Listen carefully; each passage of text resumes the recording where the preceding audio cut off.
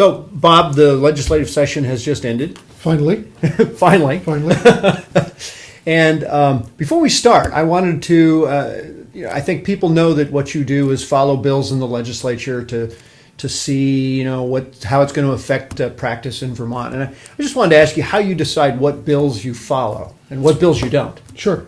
Well, first of all, my presence there is certainly to advance the interest of the bar and the interest of justice. But I'm also there at the sort of request and the call of legislators when they need information. Mm-hmm. Whether it's at the stage of drafting a bill, where they need some background information, or if they've put in a draft request and then may want to know how this might affect practice. So kind of do a couple of things. But, this biennium, the House probably introduced over 800 bills, almost 900, and the Senate about 300. Mm-hmm. So, there's 1,200 bills that get introduced, most of which probably don't ever get any attention. But I try to look at those by title only in most cases. But if I see something there that's of interest to the practice of law or the way the courts work or people's rights, I go a little bit further into the bill, read the bill, and if I have some issues or concerns with it, I send it off to different sections, usually mm-hmm. Sometimes section chairs.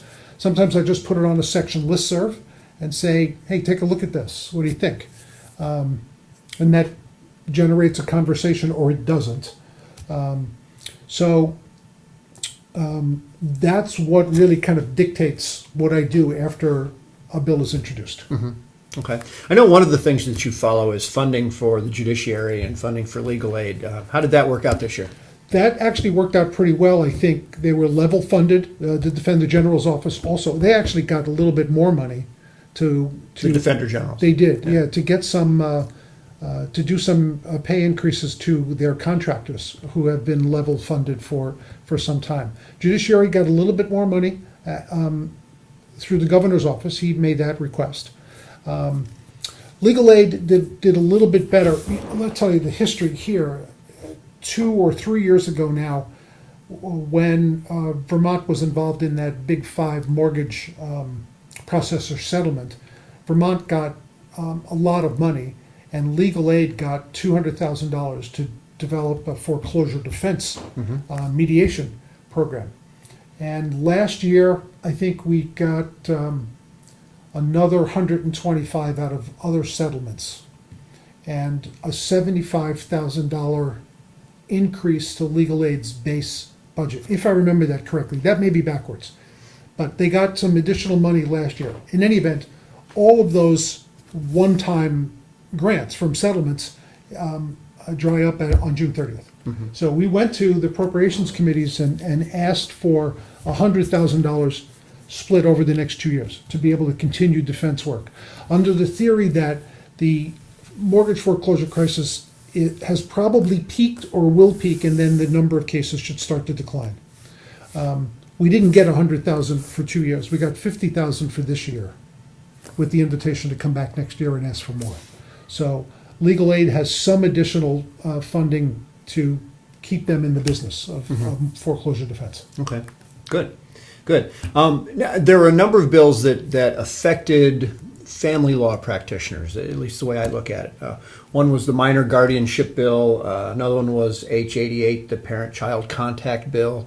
And then another bill that dealt with the role of assistant judges in family court. Could you speak about those? Sure. The minor guardianship bill is the result of a 3-year study committee, of which the VBA had an appointee. We appointed Betsy Blackshaw. Mm-hmm. That committee should have had its work done like a year and a half ago, but they got so deep into this that they had asked the legislature to reauthorize the committee for a year. And their final report was filed probably in December or January of this year. That bill made it through the process. It's H-581, I think. It made it through the process in the House after some controversy, maybe some issues, but the House seemed to work it out and passed on to the Senate. On the Senate side, the Franklin County Franklin Grand Isle County Bar Association got involved. The number of people up there that practice in the probate division got involved, kind of took that bill apart and raised a number of issues with it, and wrote a number of letters to the Senate Judiciary, worked with Judge Davenport to sort of come together on a number of those issues. And although most were resolved, probably not all was resolved. So, as they say in legislation, if everybody walks away a little bit unhappy, it's probably a good result. But that bill made it through the process with really no controversy. And I believe not even a conference committee. It just the Senate accepted. Senate made some changes, and I think the House just agreed to them. Okay. Okay. Now, H88. The parent-child contact. That was the parent-child contact bill. Now, by an early number, you'll know that obviously that was introduced in probably January of 2013. And that was a priority for the Vermont Network Against Domestic and Sexual Violence. And the bill, as introduced, would have prevented parent-child contact between a child and a parent who was involved in conceiving that child as a result of a sexual assault. As a result of the sexual assault. If that child was the result of a sexual assault, Okay. then this is the as introduced and as House passed. Then the victim/moving party could go to the court and say and prove by clear and convincing evidence, not the normal preponderance standard, by clear and convincing evidence, show that this child was the result of this abusive act, this criminal act, and we're going to terminate, not terminate, we were going to cut off parent-child contact, and without cutting off child support obligations. But the key to the initial bill was that that was a permanent order and was not modifiable. Right. And there was at least one case that I heard testimony about in which the abuser, father in that case, continually filed motions to modify in similar situations before this bill was introduced, continuously filed those motions to modify, and that was perceived by everybody, I think, as continued abuse of the victim/mother in that case. And that's essentially how the House passed the bill. We raised some issues with it, and our family law section saw through it and saw some issues, at least one of which could have been a constitutional issue. What it did not address was termination of parental rights. So in the House-passed bill, you created this situation where, let's say, mother could have gotten basically complete parental rights and responsibilities, and if later that person wanted to terminate the other person's parental rights, maybe, let's say, hypothetically, she was getting married and wanted new spouse or spouse to adopt the kid, she would have to terminate the parental rights of the father/criminal abuser. All of a sudden, he would have to be back involved in the case. So it didn't quite work. And the right of a parent to have parent-child contact is a constitutionally protected right. The other problem with the House bill was that it said victim and moving party. And when I testified to the House, although it didn't seem to make much difference, I reminded them of a case that occurred sometime last year, or maybe early this year, in Burlington, where a high school teacher had a relationship with a boy who was 16 or 17. I'm not sure. Was under 18. And it was a statutory rape because she was in a position of authority over him. What if that resulted in conceiving a child? He's the victim. Could he have been the moving party to take the child away from the mother? And I think as introduced and as passed, the answer was yes. What was missing in the House bill was any consideration of best interest of the child, which is really what determination of parental rights standard is, which Right. really is, all of our work in juvenile court is really based on best interest of the child. After testimony by our family law section chair and one other lawyer, the Senate produced a much more thoughtful bill, which the House eventually agreed on. And what they did was they sort of separated it to a list of sort of really violent sexual assault cases. If the person is convicted of that crime, then sort of the House language kind of takes effect. You lose parental contact, and it's going to be permanent, not modifiable. We're not even going to worry about best interest. You're done. Yeah. But if it's not, and here's another case where the bill is first introduced could have been abused, was take, for example, a marital rape with 2 or 3 other kids in the house,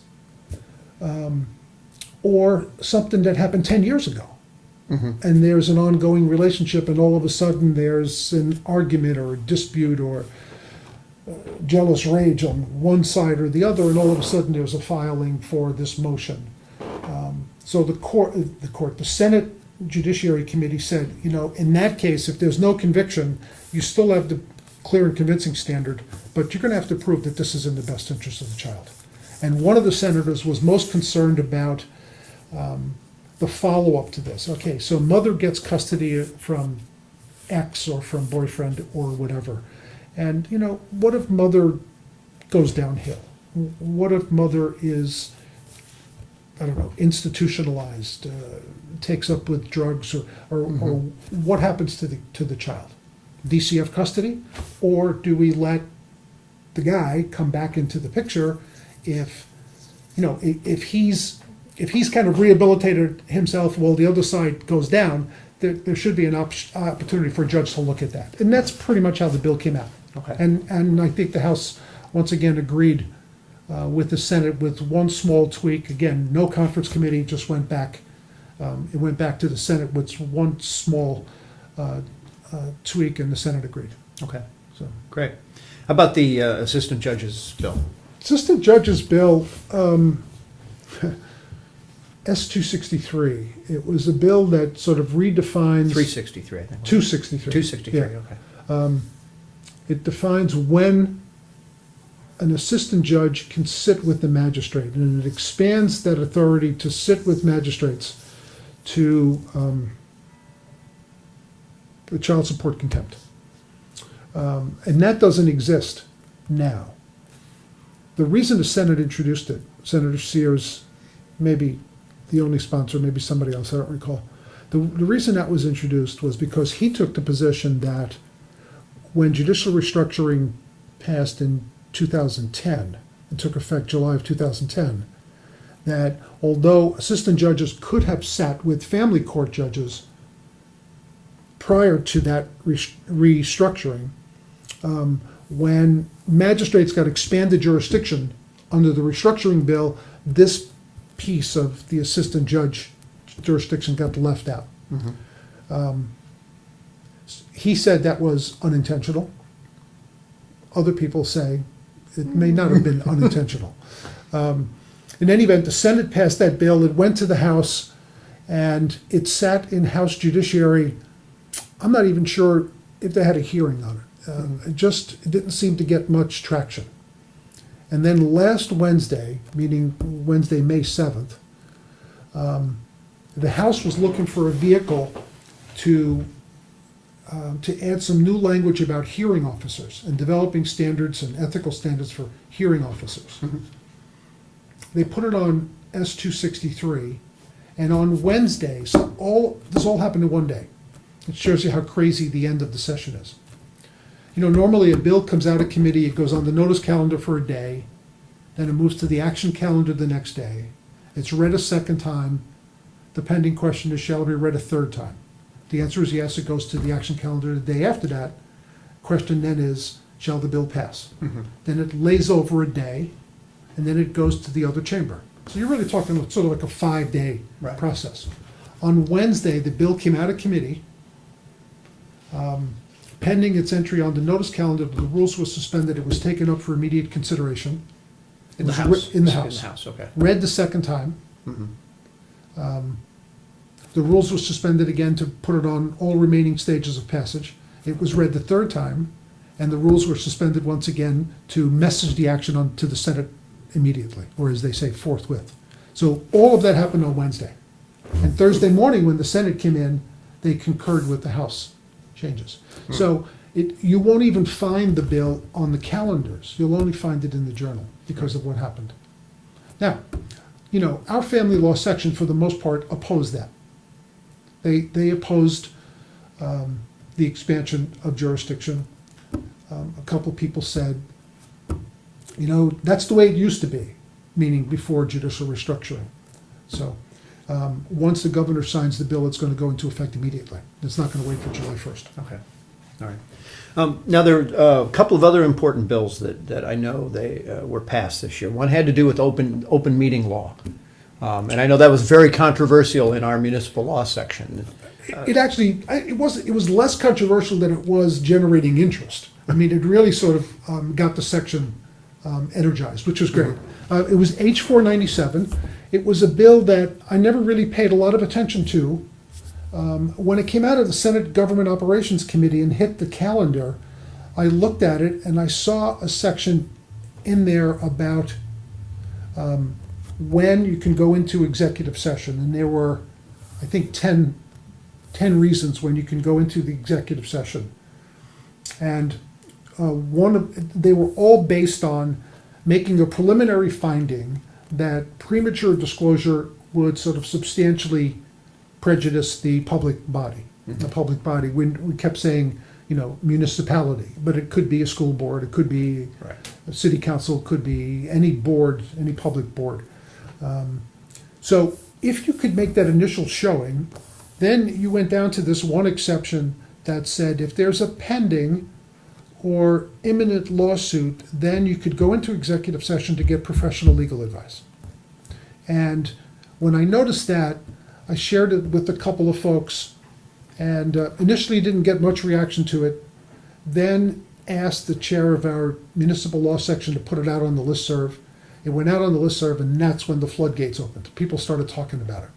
And when that bill went across the hall to the Senate, we spent a lot of time with the Senate Government Operations Committee, explaining to them why lawyers don't give advice to clients in public. Mm-hmm. So the issue had to do with the narrowness of that finding, that it had to be pending litigation. It had to be pending litigation. Mm-hmm. So if a select board, for example, was thinking of doing something, they could not have a conversation with their legal counsel in executive session under the House-passed language. And the whole point of it was to avoid, in my mind, the whole point of why you meet with a lawyer would be to avoid litigation and avoid doing the wrong thing.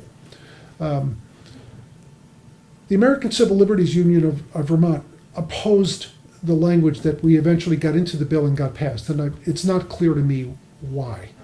I mean, I understand theory of let's let the sun shine on all this stuff and do it in public, but the attorney-client relationship is too important and too well-grained to force lawyers to actually have those kinds of conversations with their clients in public. Right. So it all worked out. We got it passed back and forth again, House and Senate. Some other changes. The Senate amended the bill to adopt our language, send it back to the House. The House tweaked something else, send it back with further proposal of amendment, but didn't affect us. And in the end, it all worked out. So what does our language say that we? Our language says that you still have to make the preliminary finding that premature disclosure, but professional legal advice to give legal services to the body, you can go into executive session. Okay, all right. And the last bill was H413, the Uniform Collateral Consequences of Conviction. And I understand Vermont is the first state in the country to pass this legislation. We are the first state, even though New Mexico passed it twice, but the governor vetoed it twice. I think our governor is going to sign this. We hope our governor is going to sign this. It's a bill that's been around for 4 or 5 years. it was, it's all uniform bills come from drafting committees from the Uniform Law Commission. And on this particular case, Rich Cassidy was the chair of that drafting committee. Okay. So he was really the person who's been the expert on this. And I know he's spoken about it. He may have testified in other states' legislatures about it. He's really becoming sort of the national expert on this. So it passed the Senate, it passed the House 2 years ago. And it got to the Senate floor and got stalled and never passed. This time it passed the House without a whole lot of controversy. There's a provision in the bill that requires that a database be created and updated of collateral consequences. Mm-hmm. And the bill as introduced would have required Legislative Council to do that. Well, Legislative Council balked at doing that. So the bill now says the Attorney General has to do it. That was a point of controversy. Mm-hmm. There was also some record-keeping requirement imposed on the bill as introduced and maybe as passed the House of the Judiciary about certificates of relief and who was going to keep track of all those. That got tweaked down so that there would be a form, some kind of form created, and you'd be able to go in and search judiciary records, but there's no special requirement that the judiciary keep a separate database. In any event, the bill did pass. Because there were some issues on the Senate side, they rolled out the effective date for 2 years, to 2016. The Senate Judiciary Committee also decided to put beyond relief from collateral consequences the so-called listed crimes. And the listed crimes, there's, 30 of them, but you can just imagine they're the most heinous of all crimes. Mm-hmm. So those, at least under the bill as hopefully taking effect in 2 years, but hopefully signed by the governor, you will not be able to get relief from those crimes. Okay. And that's different than the uniform bill is introduced. But Vermont could be the first state to actually have a governor sign this bill and put it into effect. New York has something like it. Mm-hmm. They've got a process that they've had for a while that's not collateral consequences uniform bill, but it's kind of does something like that. There was some testimony that House Judiciary at least took over the phone from somebody from, I think, the New York court system, perhaps the correction system, I don't recall. Mm-hmm. So what kind of, when we talk about collateral consequences there, what are we talking about? What are people going to be able to get relief from? Let's say a barber may have a conviction and that may cost him or her a license. Mm-hmm. And that conviction of a crime may have little or no relationship to Being a barber. Mm-hmm. So there will be an opportunity for those people to come back in and ask to be relieved of those consequences. There are hundreds of consequences, hundreds of them. I mean, we think about forfeiting vehicles in drug cases, we think about deportation in other cases, but there are just hundreds and hundreds of consequences. Least among them is the right to own a gun under federal law if you commit a felony. Mm-hmm. So there are throughout the country there's just like thousands of consequences. Right. So there's been a research project done with grants, I think, from the ABA, that there actually now is a database of most states. That again, Richard Cassidy was heavily involved in. Mm-hmm. It's not totally complete. It's not totally accurate. But we've got time to update Vermont's now because we have a 2-year delay. 2-year window, right. Okay. Now, as always, there are things that didn't happen that you were following. So, can you talk a little bit about some of the pieces of legislation that didn't pass? Right. There are 2 or 3 that I can think of. One was a bill that would change perpetual conservation easements. It was a Senate bill that passed last year. It was S-119. It was a bill that would set up a process. Well, first of all, it would set up a panel created by the Natural Resources Board chair that would set up a panel to review changes in conservation easements. And they were in one, two, three categories, category 1, 2, or 3. And the Vermont Land Trust and other land trusts supported it because they said that it was a very cumbersome process to change a conservation easement. Now, when a person donates land or sells land subject to a conservation easement, the land is restricted by what that easement says. But there are times when, for the good of preserving that purpose, the easement's purpose, you might want to tweak it a little bit. You may want to swap out a piece of land because it would work better. Or you need access in a different place than you had, that you got the access under your easement. So they wanted to make some slight changes. Everybody in the Senate side sort of signed off on it. We had one lawyer, one of our members who opposed it, got to testify on both sides.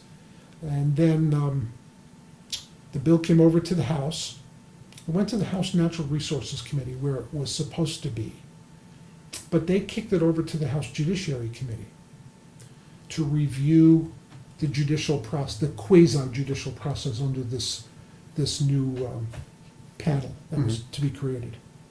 And while doing that, lots of other issues came up. People began to oppose it on its merits. Not so much the process, but the concept. And that caused a little bit of frustration on the part of House Judiciary because they thought they were reviewing the, just sort of the court-like parts of the bill, which is what Judiciary does. So they set the bill aside. Having set the bill aside, a professor at Vermont Law School wrote an editorial, and I think appeared in Vermont Digger, criticizing the bill, saying that you shouldn't be changing these easements.